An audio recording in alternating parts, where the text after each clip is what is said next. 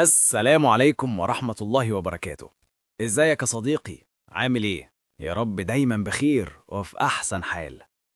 النهاردة يا صديقي جايين نحكي عن واحدة من أخطر وأقوى المعارك اللي غيرت شكل التاريخ، معركة القادسية.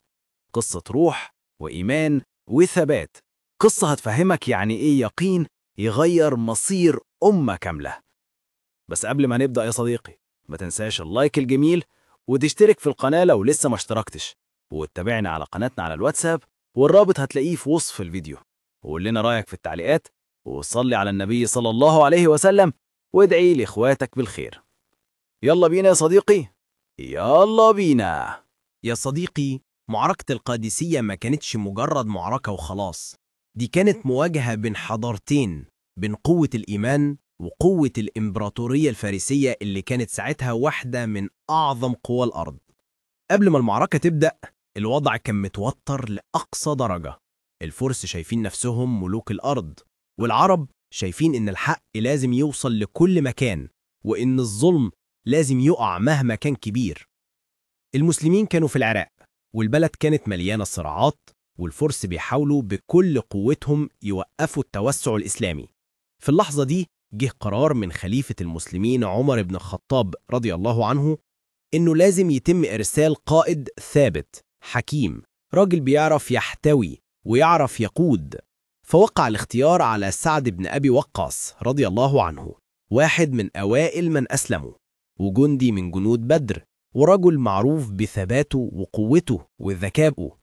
يا صديقي، سعد وصل العراق وهو مريض، ما يقدرش يركب حصان ولا يقف طويل، لكنه رغم كل ده كان قائد حقيقي، قاد الجيش من فوق مكان عالي، بس بعقل كبير وقلب ثابت. جمع الناس وقال لهم: يا جماعة، المعركة دي مش بالأجساد، دي بالقلوب. لو قلبك ثابت هتكسب حتى لو جسمك تعبان. الفرس من ناحيتهم كانوا متجهزين بكل شيء، دروع كاملة، فيلة ضخمة، صفوف طويلة، وخطط حربية معروفة من آلاف السنين. لكن يا صديقي، اللي عند المسلمين كان شيء تاني خالص. كان عندهم إيمان إن ربنا معاهم، وإن الحق أقوى من أي إمبراطورية مهما كانت عظيمة. سعد نظم الجيش على هيئة صفوف صغيرة مرنة، ما تعتمدش على العدد، لكن تعتمد على الحركة السريعة وضربات دقيقة. كان يعرف إن الفيلة هتعمل مشكلة، وإن صوتها وحيجها ممكن يخوف الخيل، لكنه كان مجهز لكل ده. ولما الشمس طلعت فوق سهل القادسية والهواء بدأ يتحرك فوق الخيام، كان واضح للجميع إن يوم كبير هيبدأ، يوم مش هينسى، يوم هيفتح أبواب فارس نفسها ويغير شكل الأرض لسنين طويلة. المشهد كله كان بيقول: استعد، المعركة دي هتغير مصير أمة. يا صديقي، أول ما المعركة بدأت الدنيا اتقلبت نار. الغبار طاير في السماء، وصوت الصهيل والصرخات عاملين موجة ترعب أي حد، وكأنك واقف جوه قلب الحدث.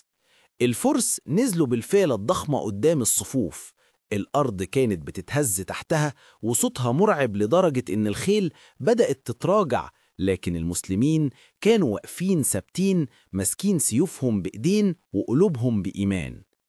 سعد بن أبي وقاص رضي الله عنه من فوق المكان اللي كان فيه كان بيراقب كل حركة، عينه على الميسرة وعينه على الميمنة، وعقله شغال بسرعة نار. صرخ بصوت عالي: اثبتوا يا رجال، النهاردة يومكم. الكلمة نزلت على الجنود كأنها شرارة كهرباء. المقدمة اشتبكت مع الفيلة، والجنود بصوت واحد بدأوا يضربوا عيون الفيلة بالرماح. لما الفيلة اتوجعت بدأت تجري يمين وشمال وتخبط في جيش الفرس نفسه، والدنيا بقت فوضى، والفرس اتلخبطوا واتكسرت خطوطهم. وسط الغبار المسلمين اندفعوا اندفاع رهيب، كأنهم سهم طالع من قوس. السيوف بتلمع والتكبير مالي المكان، وكل خطوة قدام كانت بتقربهم من النصر. يا صديقي، اللحظة دي ما تتنساش، كانت اللحظة اللي المعركة بدأت تتغير فيها لصالح المسلمين. يا صديقي، بعد ما الفيلة وقعت وارتبك جيش الفرس، المعركة دخلت أخطر لحظتها. المسلمين بدأوا يضغطوا من اليمين والشمال، ويتحركوا بخفة وسرعة، وكل مجموعة عارفة بتعمل إيه بالظبط. رجالة سعد رضي الله عنه كانوا بيقتحموا الصفوف زي السهم، والفرس حاولوا يرجعوا ترتيبهم، لكن الهلع كان سابقهم. الغبار مغطي كل حاجة، والصرخات بتقرب، ولمعان السيوف كان بيشق العتمة اللي في وسط المعركة. وفي اللحظة دي يا صديقي، المسلمين حسوا إن ميزان القوة ابتدى يميل. خطوة صغيرة، بس كانت بداية الانهيار الحقيقي في جيش الفرس. يا صديقي، اللحظة اللي حسمت معركة القادسية كانت لحظة مقتل رستم، القائد الأعظم للفرس. وسط الغبار والصراخ والضرب، رستم كان بيحاول يهرب بعد ما شاف جيشه بيتفكك قدامه، لكنه اتزحلق من فوق الدهليز اللي كان واقف عليه ووقع على الأرض بين أرجل الخيل. وفي اللحظة دي شافوا واحد من أبطال المسلمين، هلال بن علفة رضي الله عنه، فجروا عليه وضربوا ضربة أنهت حياته في نفس اللحظة. يا صديقي، لما رستم وقع كأن روح الجيش الفارسي وقعت معاه. الخبر انتشر في الصفوف، والفرس فقدوا أملهم وابتدى الانهيار التام، والمعركة اللي كانت نار بقت خلاص رايحة لنصر كتبه ربنا لعباده المؤمنين.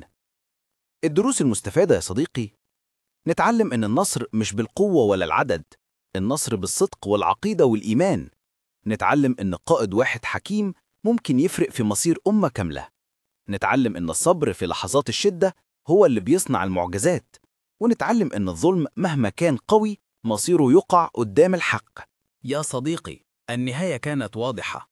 القادسية غيرت مجرى التاريخ وفتحت باب فارس قدام المسلمين إلى الأبد، وده فضل الله أولاً، ثم صبر الرجال وثباتهم وقيادة سعد بن أبي وقاص رضي الله عنه. اللهم ارحم شهداء القادسية، وارفع درجات الصحابة الأطهار، وارض عن سعد بن أبي وقاص رضي الله عنه، واجزيه عن الإسلام خير الجزاء. اللهم اجعلنا من اللي يثبتوا وقت الشدة، واملأ قلوبنا يقيناً وإيماناً، وبارك في أوطاننا وأهلنا، واحفظنا من كل سوء. اللهم اجعل لنا نصيباً من الصبر والثبات اللي كان عندهم، واغفر لنا ولأحبابنا. والسلام عليكم ورحمة الله وبركاته.